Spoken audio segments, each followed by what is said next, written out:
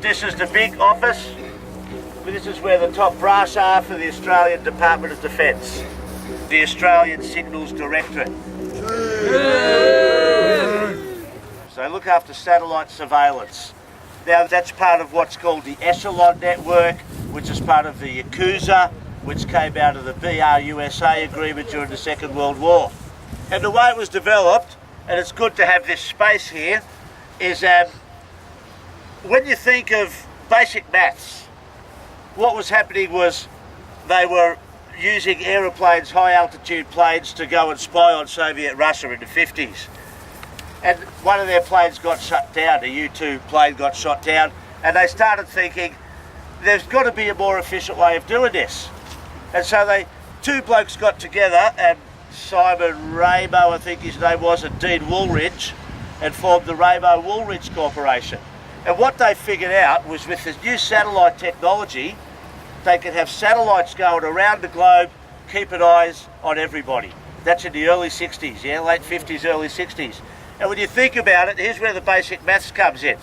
You've got a globe, and to monitor a whole thing of a globe, you need at least 3 spaces down on that globe that the satellites can come down to as they're moving around the world.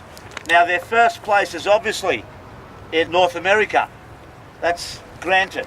Their second place has got to be in Europe, to the east of Western Europe, you know, Central Europe, I guess you call it now.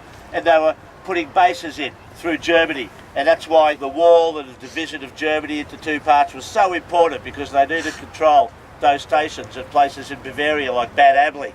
And the third place had to be equidistant from both those 2 places in the Southern Hemisphere. I wonder where that is, Jacob. That puts you in Australia.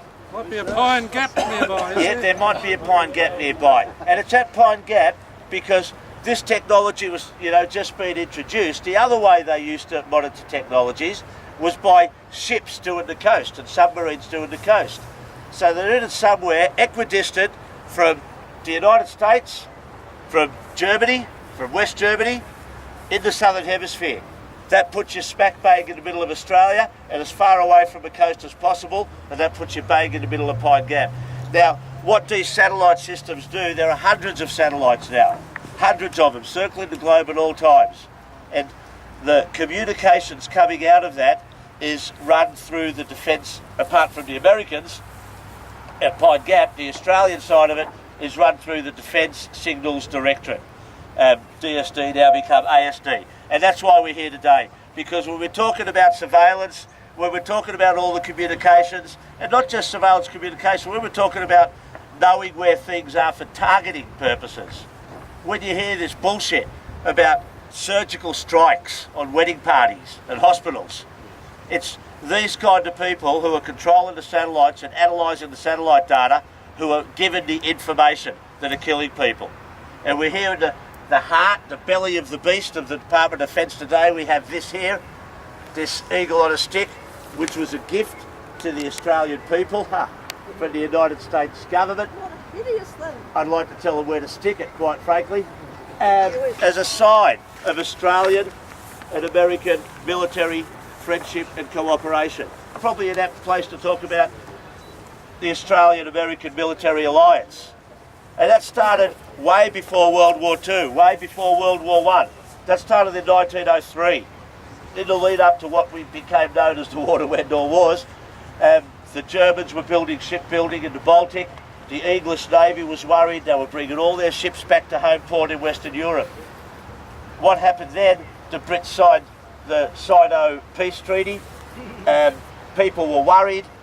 Racist Australians were saying, geez, you know, we're being left out of here, we no longer being protected by Mother England. At the same time, the Americans had the Great White Fleet going to do their first circumnavigation of the globe. And so Deakin, our Prime Minister, invited them into the ports of Australia.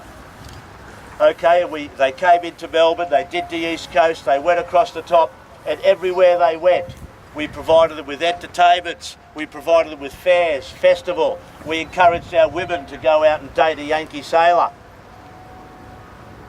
We did everything we could for them. We bent over backwards. 60 years later, we found out that Admiral Sperry, who was the commander, the admiral, of the Great White Fleet was held in secret plans.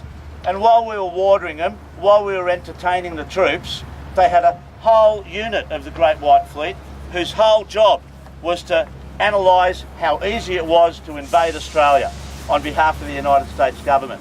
So for more than 100 years, we've had this special relationship where we've watered them, we've fed them, and we've fucked them while they've been planning to turn around and give us one from behind. And that is what this place, that is what that Eagle on a Stick is about today. So give them a big shout out.